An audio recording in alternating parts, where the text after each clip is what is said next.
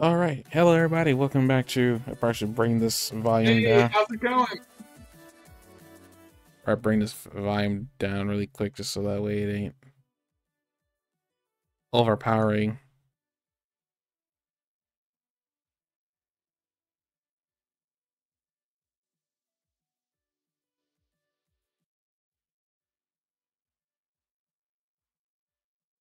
Okay, let me bring the audio up a What are we little doing bit. today, alternate visuals? I wonder if the audio was even heard. It doesn't seem like VLC is being played, even though it's playing. Oh wait, you just what it is. Hey, welcome back to the podcast. We're here to pick up where we left off last week with the start of, well, not the start. We're episode 3 of Rurouni Kenshin, season 2. Yeah, everything's going fine. I changed the background image to something that's a little more anime appropriate. Um, when I looked at Rurouni Kenshin wallpaper, this is what popped up. I think I found this before, but I don't know if I used it. But I'm fine. I hope you're doing fine, Sphere. You're not talking, which kind of concerns me. Everything's fine. It's just fine. Are you sure? Everything is just fine. That doesn't fill me with reassurance. So after the conversation we just had, um, I guess with that in mind, I'm gonna just do a quick, I guess, recommendation for people who probably have seen this show pop up everywhere. Give Dan to Dan a try, and don't blame me for what happens afterwards.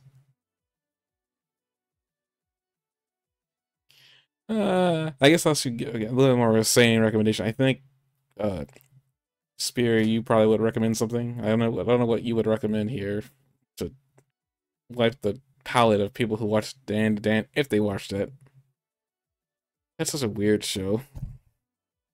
Well, give the audience like an idea what it's about. I don't know if I wanna. Because like the shortest, simplest, I guess, sentence I could give for this show is: boy gets possessed by spirit, girl gets abducted by aliens. They're on a escapade to retrieve this boy's lost manhood, which is the weirdest. Nobody will probably watch it with that, and I don't know how else to explain the show. I guess I could just stop with, possession and alien abduction. I guess that'd be interesting because they But do lots of probing. they don't advertise that, or like the him losing his. I think they're using the word King Tama in Japanese. Uh, so like that stuff doesn't make the headline, doesn't even make the headline page. It just what leads to them getting their powers and whatnot. But I guess it makes sense that they're not gonna display that. I can't believe that actually was still in the dub. That actually is, now I'm thinking about that. That's interesting because usually America's very particular about that kind of thing. The fact that they actually, you know, I don't know anymore like that. Again, I think I said this before. Very rarely do I find a show that makes me question my life choices. And like, I mean, it's gonna be questioned in such a profound way that I gotta know how this story ends if I made the right decision. Like, I wouldn't recommend it for people who probably want something weird to watch, because it's kind of creepy too and spooky, and because it's about spirits and whatnot. But a show about aliens, like I mean, that's kind of interesting. I'd like to see what direction to go with it. They already went in a went in a weird direction. I wasn't expecting about an alien that apparently thought they was seen in West Virginia of all places. Makes me wonder. Want to West look. Virginia. Hmm? West Virginia. Yes, West Virginia. Yep. I wonder if there's actually an encyclopedia for alien sightings. Or I didn't know they named these aliens. Like I always thought aliens, people have seen them. I never. Makes me wonder if like if they could like put the Mothman in the show and make it believable. Actually, isn't the Mothman thought to be alien? Mothman? Yeah, the Mothman, like the moth creature that apparently people have I'm seen. not, I'm not too familiar with the lore for the Mothman. I mean, me either, but I was just like, thinking like maybe they could make that an alien somehow. I don't know. It's otherworldly. It's a creature that doesn't seem like it should even be on this planet. Or the Kraken, giant squid, but that's not really alien. Though people think squids are aliens. It's really weird to think that there actually are like giant squid in the ocean, but I guess it's neither here nor there. Um, Is that weird? huh? Why is that weird? I mean, it's not that big. I mean, like when I think of something that big, I think about the megalodon, which I don't think can exist because I think we would know it's out there. We probably would. We track pods of whales. This is bigger than a whale. Right, that's what I mean. Just it stands to reason that if we're tracking pods of whales and we can keep track of them if they go everywhere, that we would at least notice a megalodon. I mean, the thing is, aren't colossal squid or whatever, giant squid, like very deep in the ocean? Like, I mean, like they're not normally seen by humans because like they're so far deep. Right. But we at least know that they're there. Actually, I wonder what else is down there that's that big. I actually don't wonder that because it kind of just scares me to know the end of like I don't know what else is in there in the ocean that we don't know about. 'Cause, I mean, the fish down there are already weird enough. I mean, there are fish that like give off their own light because of how dark it gets down there. Mm-hmm. Use light as bait and stuff like that to mesmerize prey. Yeah, the anglerfish is such a freaky fish. Mm-hmm. The world's weird, man. But okay, I use that as a tagline just because, like, I mean, the insect kingdom is brutal for sure. Like, I say when you really look into the insect kingdom and the things that they do in that world, like things are just freaking. It's like it's literally bug eat bug out there. Grasshoppers killing each other after mating. You mean not grasshoppers? Why can't I think of the name? Praying mantises. Oh, that grasshoppers did that. Was it really praying mantises? Yeah, it's praying mantises. That's still like that. Some people say that's hardcore. I just think that's kind of messed up. Granted, it's mostly the females that do that to the males. I mean, it's kind of like the same thing with the Black Widow. Like the freaking Black Widow eats their husband. Not even really husband, just mate. Mm-hmm. And it's just the insects. They're on a whole different level. Like they you talk about culling. They just do it daily. I think praying mantises start eating before like the sex is even done. Like they eat the head off while it started. Oh God, The body just kind of runs on autopilot after that.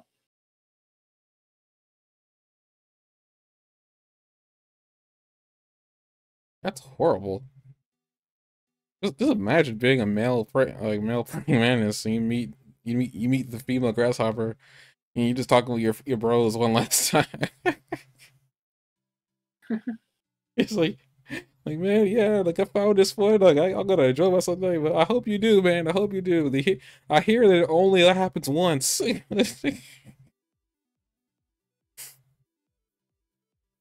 I hear it only happens once, and you don't know when it's finished. Like, what you talking about, man? And it's just like,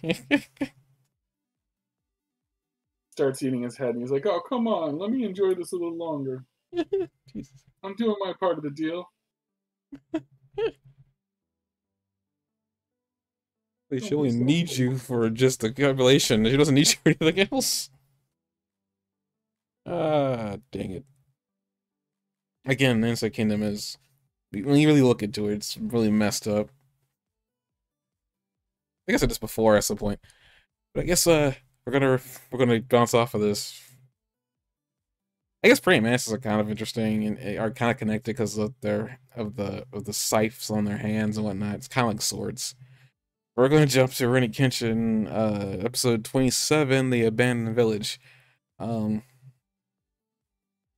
I guess not much to say with this episode other than, as Spirit mentioned before. Well, he didn't mention it here, but uh, more build up.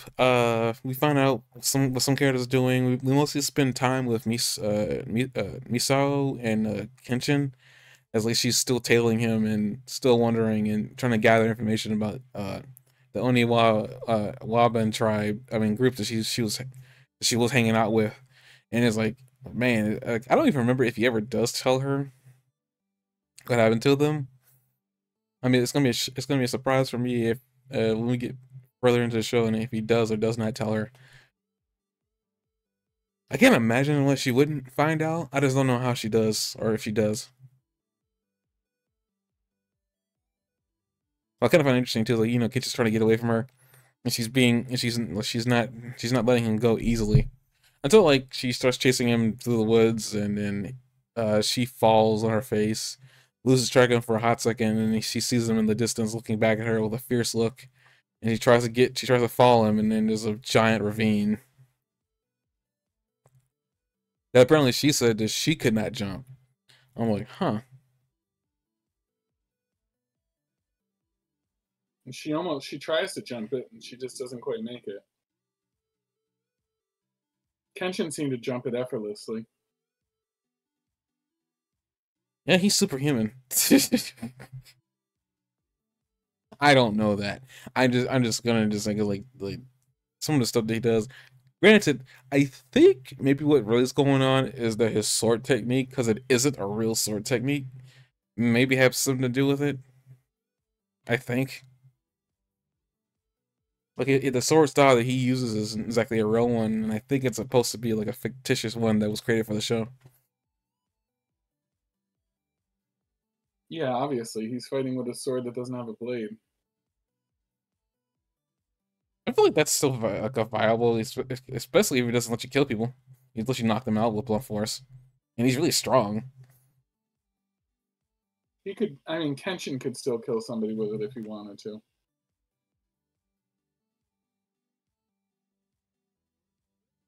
I really wanted to fight that with an argument, but I couldn't. I You knew know he better. could. I knew better.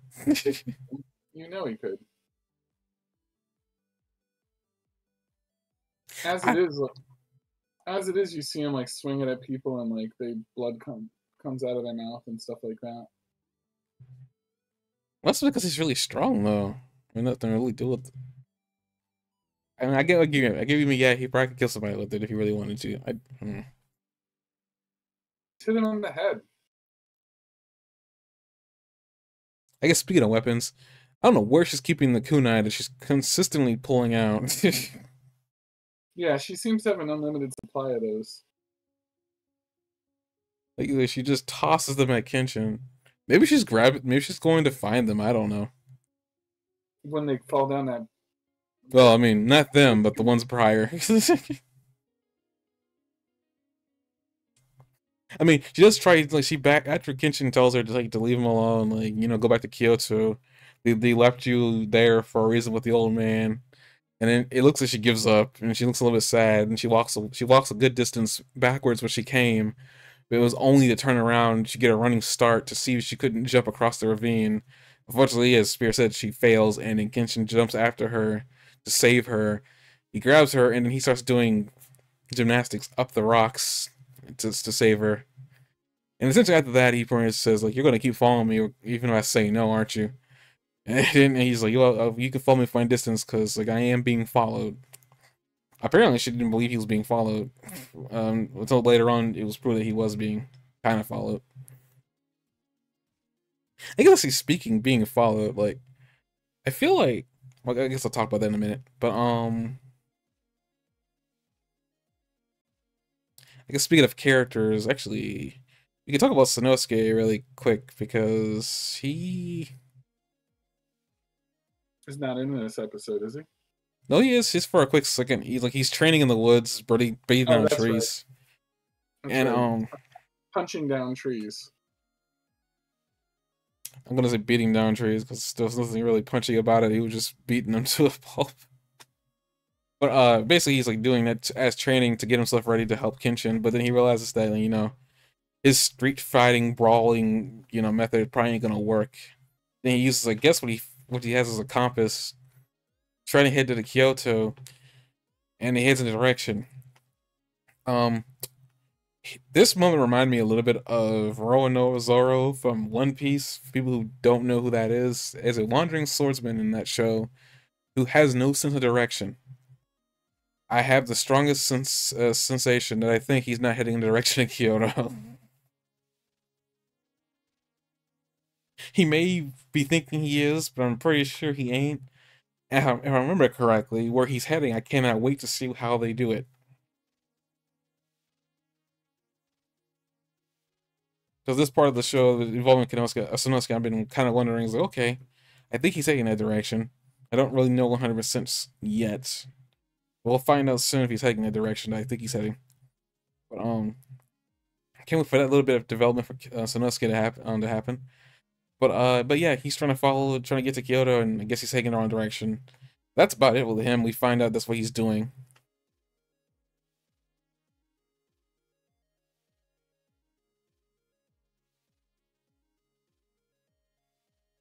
Oh, then we follow to Megumi after that point, actually.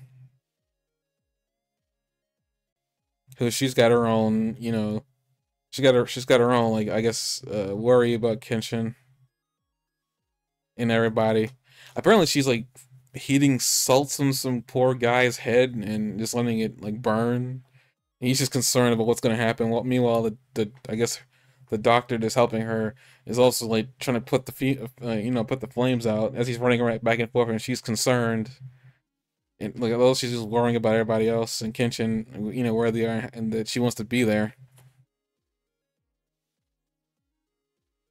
I don't know. I feel like so. I mean, your whole idea that Sanosuke and her are supposed to end up together. I think they might do something with that later. Maybe she ends up getting saved by Sanosuke and ends up falling for him. I guess I don't know. I don't know either for certain. I just feel like maybe that's what I feel like maybe that's what they're gonna do with her. Yeah. Because I think that's what my thought process was. They're gonna do with her. But after that little bit of comedic relief, we get more comedic relief with That's a good Kaoru. point, actually. Megumi, like they keep reminding us that Megumi exists, even though she's staying back at home. Are they building up like for something that Megumi's going to do in the storyline that's important? But she's a doctor, and we see that doctors are really important. For what's been going on. For society, yeah, but I mean, I'm talking about for the storyline. Again, she's a doctor, and like I mean, injuries are a thing that they sustain. They don't get over injuries that. I mean, they kind of get over injuries kind of quickly, but like not in like the Saiyan level of like one day they're healed. So I mean, who knows? Maybe I don't know. Again, I say this like Megumi is a total as a whole. I'm really pissed because I don't remember much about her, and I feel like I should. But I forgot that she existed, and that's what really is irritating me. Is like, why in the world did her as a character slip my mind? I do not know why. So I guess that's like this will be a character who I'll be interested in seeing what they're gonna do with if they do anything with her. But she's a doctor, so I feel like maybe considering that injuries are a thing and prevalent, and then the whole like reason that she gave to Kaoru to go after Kenshin was to give him the bomb, to help his injuries. You know, Obviously that wasn't just coincidence. She went there to do that because she couldn't go. But yeah, you never know. Maybe Kenshin's still suffering injuries. Who knows? There'll be a theme of injury going on later. Uh, but Kaoru and Yako's throwing up because he's apparently very susceptible to motion sickness, which I kind of find funny. On a boat with Kaoru, and then he's just vomiting, and he's asking like, "Why aren't you affected by this?" And she's like, "Yeah, I feel a little sick, but like, she felt like she was moping around for a little bit too long. She doesn't want to worry anybody, so she's not gonna do it. She's gonna, keep a step up her lip until she gets the Kenshin. I thought that was kind of cool and sweet. That she's resolved herself to do this. Yeah. I wonder, does she? It doesn't look like she has her kendo stick. Because that's Yaiko's that we're seeing next to him. 'Cause I think that's his.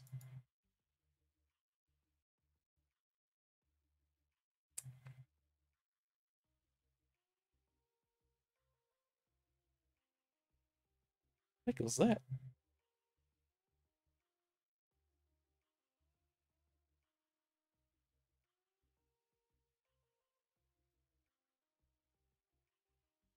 Yeah, I don't know if she's got her sword on her or not. Oh well. Um, yeah, they're heading to Kyoto on boat. I guess that means they're gonna get there first.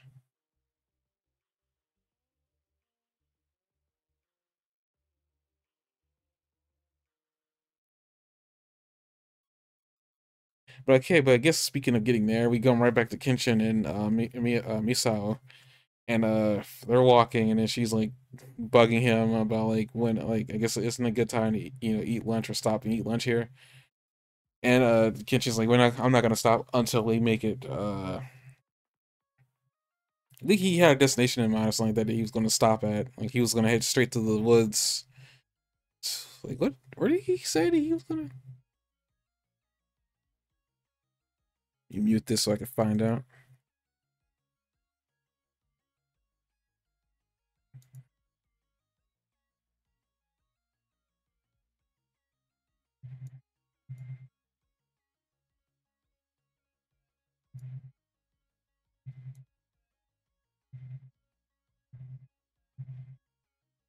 I gotta say, she's really freaking violent. Like almost kind of like Karo to it, but to a like she's more violent. She's a little bit more violent than she is.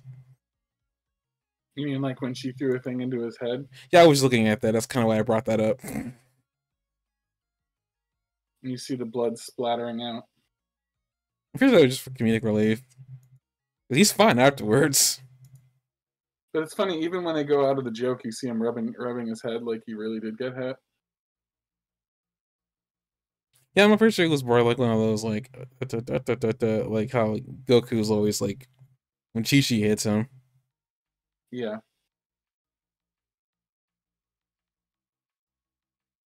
I just need to figure out.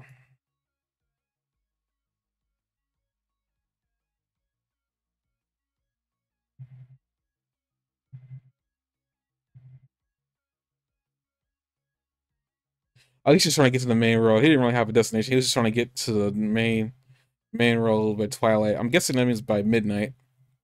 And he planned to stop there. And just going through the woods was faster, even though she was like talking, trying to get him to talk. Like, why are you going through here? And also, she was interesting, I guess, astute, observational a little bit. That I guess I was just used to Kenshin, but I did notice that he was. I did start noticing that he was like breaking tree limbs down, but I thought maybe he was just tired. He didn't want to go through them all, but he was like matting the grass down where he was walking, and then breaking down the tree limbs, so like she was able to walk, like without, like, effortlessly. He was like keeping her in mind, even though like she was in the far back, like following him and everything.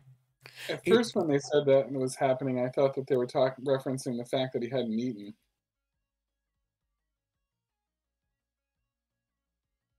But I know they're not. But I wondered if, because she said he's moving slower today than he was, and I was like, oh, he's slowing down because he's hungry. But no, he was slowing down because he's making way for her. he could be just trying to take it a little bit easier, mainly because like he's trying to keep a good distance from her so she doesn't lose track of him. Because she's gonna keep following regardless, Mm-hmm. possibly.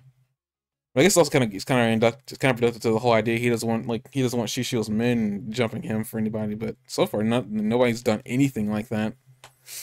So far, it's like Right. there's no real proof that Shishio's men are following him either.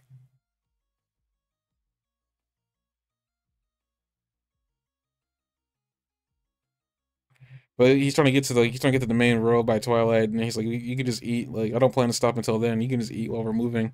And she pulls out her food, teases him a little bit with it.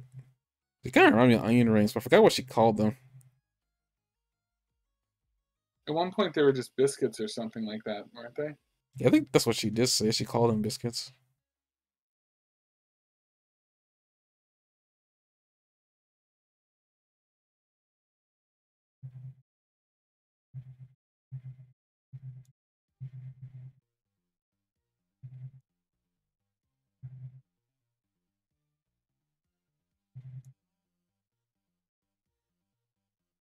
Yeah, ship biscuits is what she says.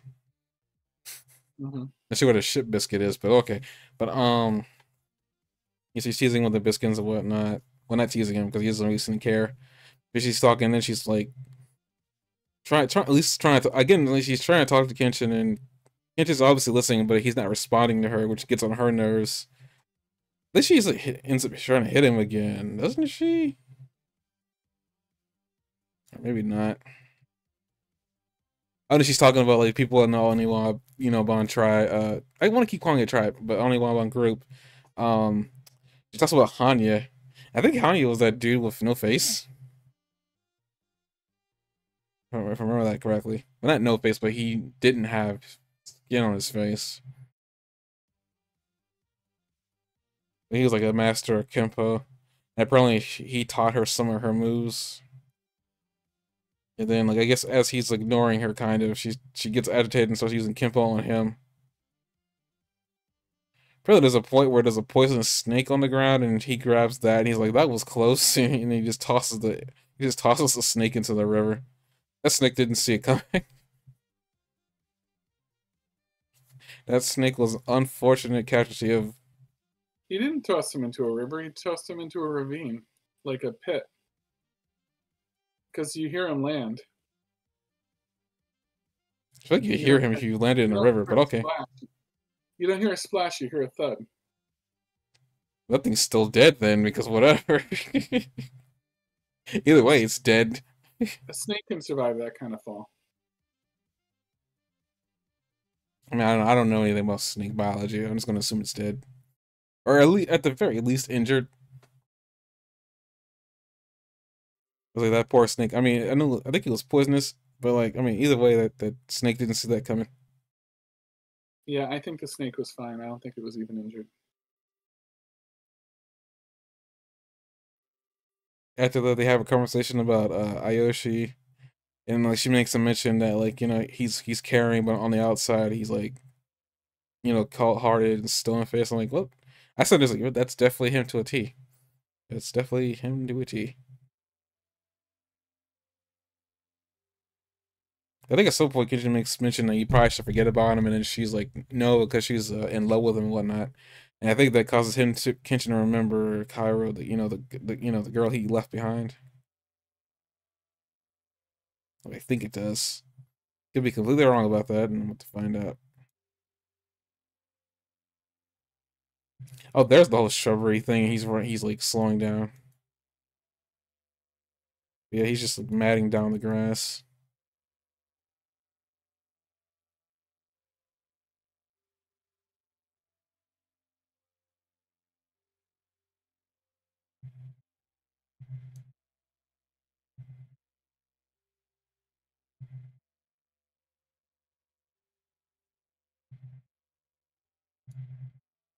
Because after her finding out that what he was doing was matting down the grass for an easy lock, she offers him a shit biscuit, and of course, I guess the obvious thing he thinks is like, is it laced with something? And then she's like, no, it's not.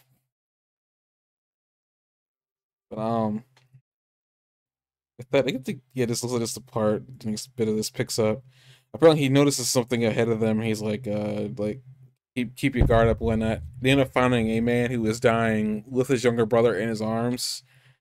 Which I was like, geez, that's surprising. I honestly was half expecting that should be a trap, considering that he said he was being followed, but apparently that was not the case. And it's like this guy apparently find out that Apparently, I guess he was also a samurai because we see that in his grave he had his sword with him too, and he planted it above it on the dirt mound and whatnot. After his younger brother woke up, we found out that this guy's from a village in the middle of the woods somewhere around there, and apparently Shishu's men have come and invaded it and are killing people who don't follow their rules and whatnot.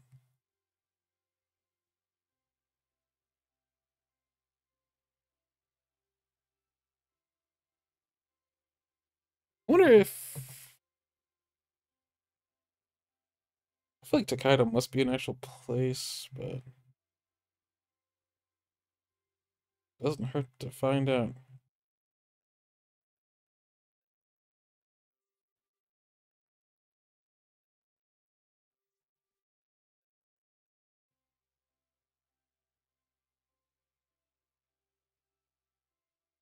Okay, there's a board game.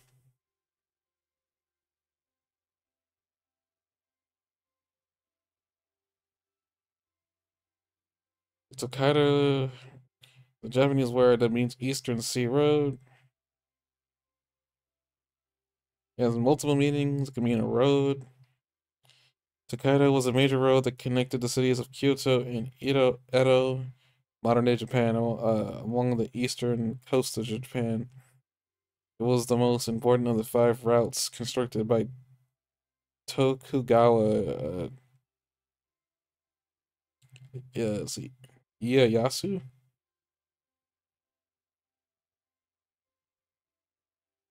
I guess that it has some historical significance. Okay, that's interesting.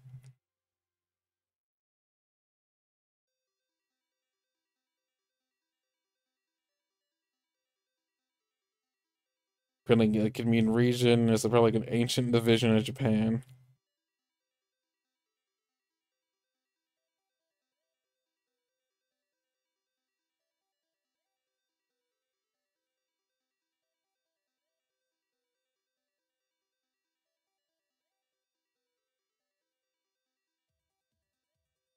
There's apparently a novel,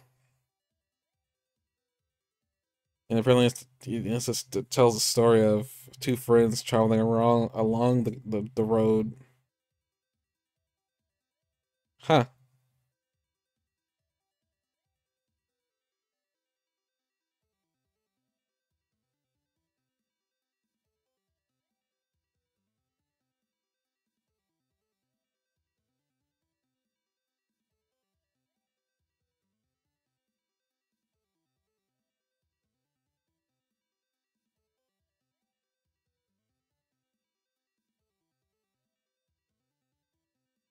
Oh, okay, so it looks like they got a train that goes to there today.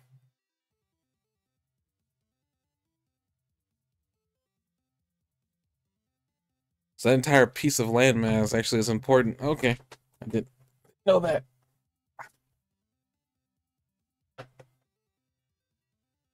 Uh, you got anything you want to add, or I don't want to keep taking up space as I've been doing. You're doing okay. The what part are we at? Where he Uh, goes into the village, right? but yeah, but like he's being told about the village and whatnot, and it looks like he's like looking over it. And then he was talking to the brother, and the big brother was dead. And the little brother takes the broken sword, like the chipped up, beat up sword from his gravestone, and like acts like he's gonna actually do something with it. And the girl and the brother are just told to stay behind, but they follow forward anyway. And watch Kenshin from the safety of distant woods. And from there, the brother sees his parents as Kenshin sees them, dead and sliced up and mutilated and hung. And he cries out, and then Kenshin notices them because he cries out. But before he can do anything about it, there's a storm of these gangster like soldiers like come out to confront him and tell him that outsiders aren't wanted. I feel like he didn't notice the kid yelling. I think he just noticed the people surrounding him. He I thought he looks back noticed them for a too. second. He looks back for a second when he cries. Like, see if you can find that moment.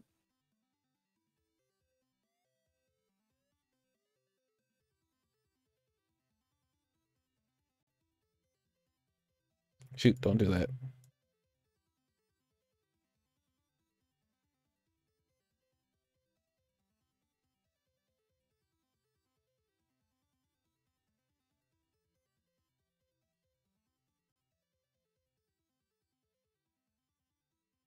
Gotta be careful. YouTube copyright is a thing.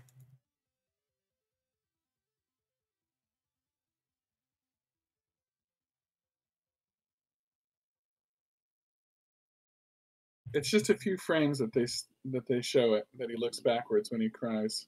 No, I know that, but as I thought maybe it was just like because I initially thought he saw him. Do you notice him back there too? And even with that whole idea in mind, I think Kenshin would have noticed those two are back there. It's not like they're really master at like being hidden. Even if he noticed him, he didn't look at them.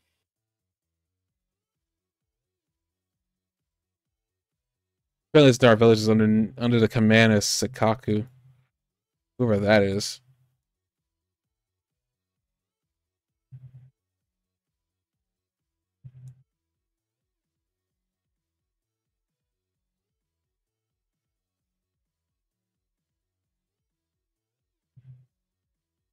Okay, that moment was obvious too, but no, because they do that for Misao as well, and they do it for him too, but he's losing it. Okay. See, he does look. But after that, they have the men rushing in. I almost feel like that he was noticing that more than anything else. I'm not going to discount that he may not, that he didn't hear him because he was loud.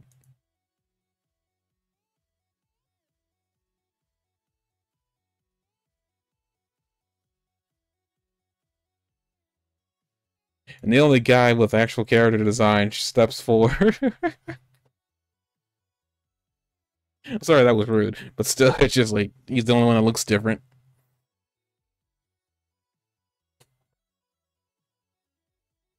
He steps forward and he like he makes a speech towards Kenshin. Kenshin doesn't care.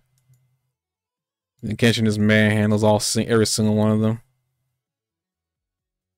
Mm-hmm. And the whole idea that Kenshin could probably kill them with the blunt side of the sword kind of just gets proven here. Kenshin makes a note of normally he would allow people who didn't want to get hurt to leave and live, but this time he wasn't. Sam just now hit that guy so hard that blood came out of his mouth. Yeah, I know. I said that this is just your point. Just keeps getting made. I wasn't saying anything against it. Okay. Just saying your point just got made. Like he could probably kill those people if he wanted to. He wants to, but he won't. Basically, he's not gonna let them all like leave without being injured, which is something he's clearly set up to do now. Meanwhile, that's happening. The kid is having a mental breakdown. Misao is trying to like get him up on his 2 feet, and they get ambushed by a soldier who apparently must have been in the woods somewhere. And it looks like all's about to it looks like all is lost. And then all of a sudden he gets stabbed. And would you look who was here? Saito, the policeman. I find it kind of interesting. I actually have something to say about Saito here, and I think I could just get into it. Cause he's like, why is he here wasting time? And, in a place like this, it tells me Saito didn't know this place existed. At least but this is the way I'm gonna interpret his confusion. But before all this, they make mention that like the village, the government had been sending in police to deal with, Sishiel's men at this area, and every time they send a person, they would die. So at some point, they just stopped sending police over in there, and it also removed them from the map as well, so that way nobody knew that a village is even out here. So I have a really, I guess, a grandiose theory. Back to the whole idea I made mention that, I don't even think Misao and the kid were all that hidden from the Kenshin. Even if he did notice they were back there, I saw part of me thinks that maybe he wasn't reacting to him screaming, or maybe he wasn't reacting to him being back there. Maybe he was reacting to him screaming. But even with that, I feel like he was more reacting to the men surrounding him. But that doesn't make any sense either. What I'm about to say next. I'm pretty sure he probably knew they were back there. And he just, he thought they were just far away enough that it wouldn't matter. But my point what I want to make is like, with that being said, even before Miso even joined his group of traveling, I almost want to think that because Saito was there to save her, almost like he was in the wings just watching what was going on. Makes me think that Saito had been following Kenshin the entire time.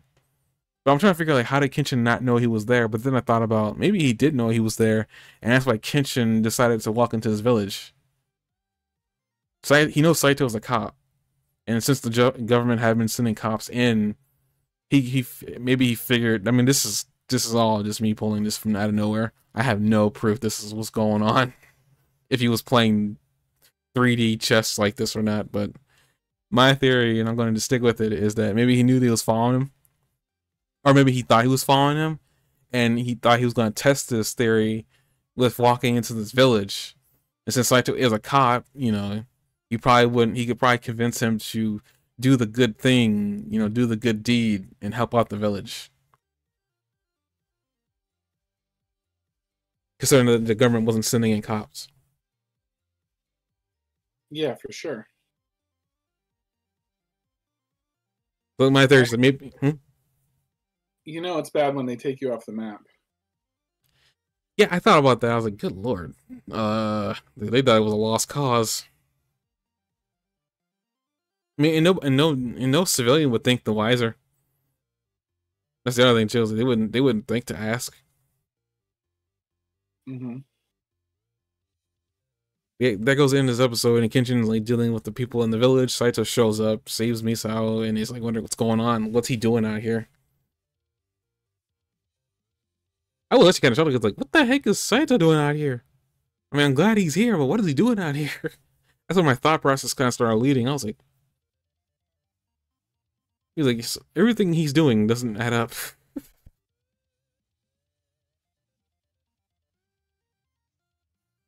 But yeah, Saito's there when it was going on, so I suspect the next episode's gonna be. I didn't watch the. Was there an end scene?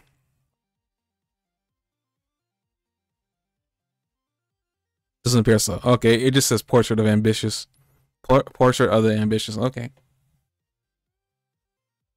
And with that as the end of the episode, good episode. Still building up. We have not made the show. It might be a good long. I feel like we're going somewhere with these episodes, but we're not quite there yet. Like it's all building up, like pretense for something. Well, the point is Shishio, but we're not there yet.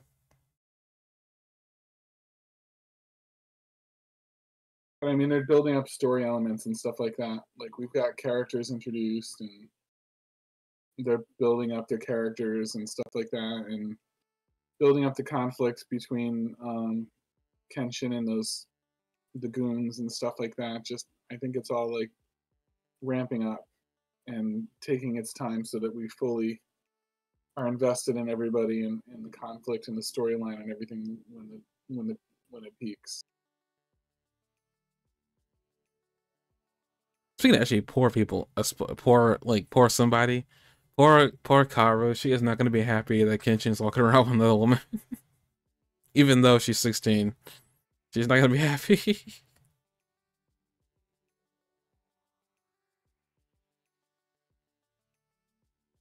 Like I'm suspecting those two are not gonna they're not gonna be nice to each other when they first meet. Possibly not.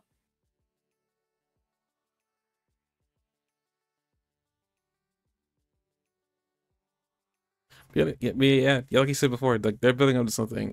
But they're building up to Shishio is what I'm thinking, because this apparently season is going to be broken into two cores, which is two parts.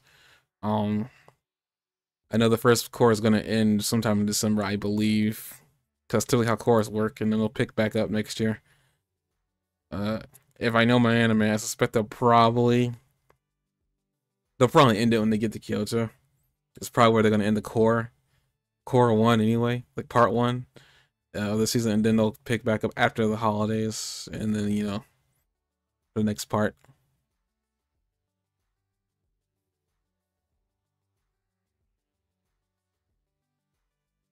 But in the meantime, we'll have Dragon Prince, I think. Dragon Prince? Yeah, I already showed you that they've already revealed the next season's gonna be due in December. Kenshin's gonna run us into December, you think? I mean, like part one of the season, I would suspect. Okay. They're releasing this thing into two parts. Like with that idea in mind, I don't think we're gonna be seeing Shisho this part. Or at least I don't think we're gonna probably get to Kyoto, and that's where they'll end it for the break, and then they'll come back after the break.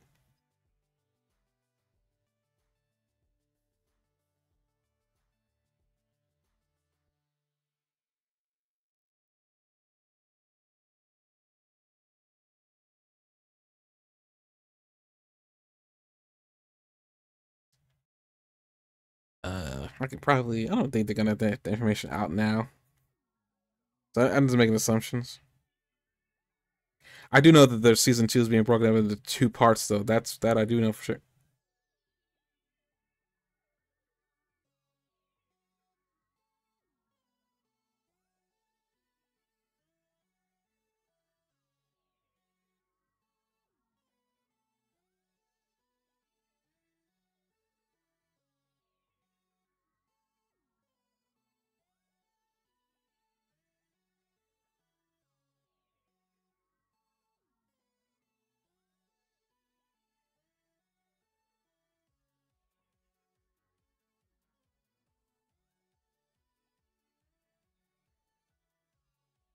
Great podcast right now. Sorry, just trying to check something out, but I'm not getting it. I think they're just updating when the episodes come out versus what they were doing for My Hero, which is like saying this episode's gonna come out. I guess like Wikipedia is like, this isn't a really high priority show for us. But I think as far as I'm aware, they're gonna keep coming on Thursday. As for like what episode's gonna be the end of the part one, I don't know yet. So I'll just be along for the ride like everybody else is.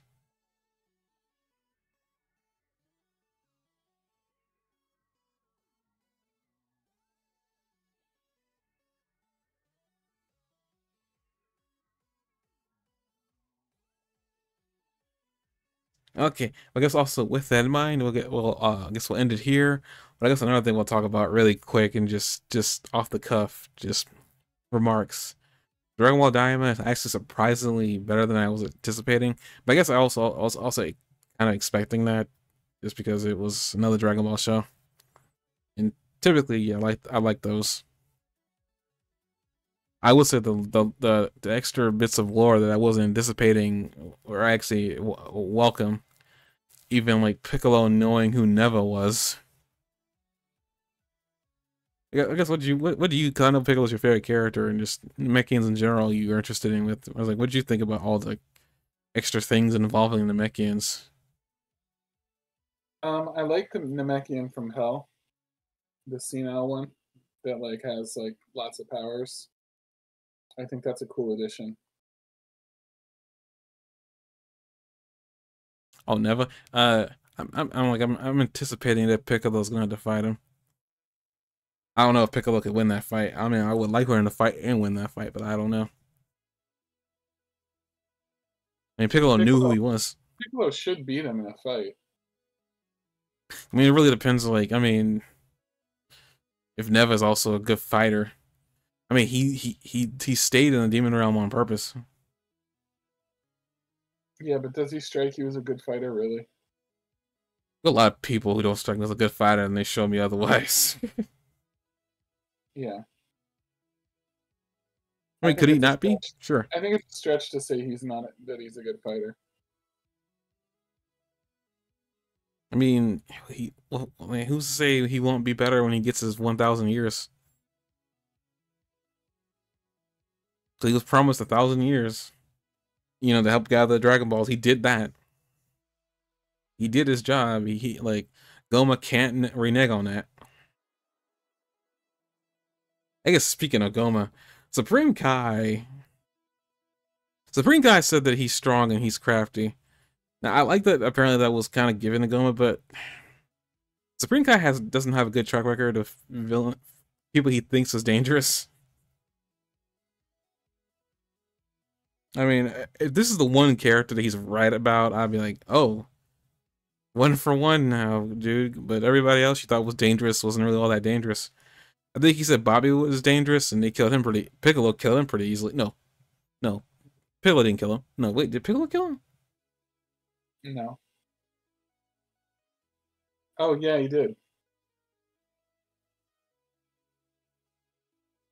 Piccolo did kill Bobby. Piccolo did kill him. Yeah. That's weird because I remember Boo killing. I don't know. Okay. No, was it that Piccolo cut him in half, but then Boo saved him? Wait a minute.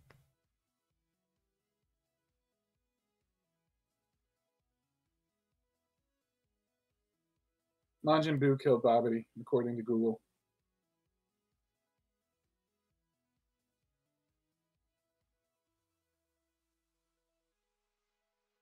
Yeah, I see that.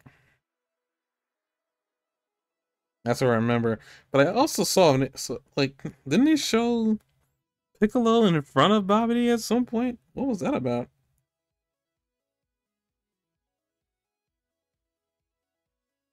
Oh, just look at that. There is something going on in the Dragon Ball Reddit about this, actually. It's a discussion. Confused about Babidi's death.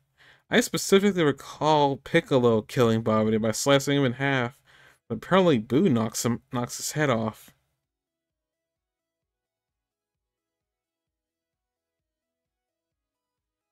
Both things happen. He only dies when Boo punches his head off.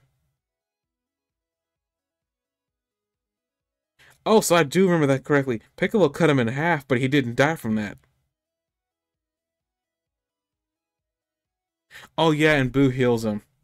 That's what it is. Piccolo, well, Bobby was supposed to have died to Piccolo when Piccolo cut him in half, right? Boo healed him.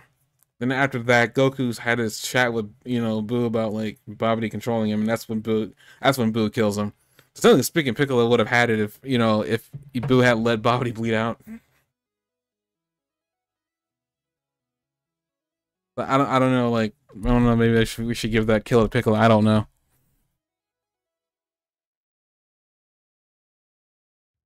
That's really weird. Okay, at least I got that confirmation. Because I always remember that Bobby's death was kind of weird to me. I don't remember too well. But okay. But yeah, Diamond's really cool. Goku and Supreme Kai are now going to the Demon Realm, so wait to watch that.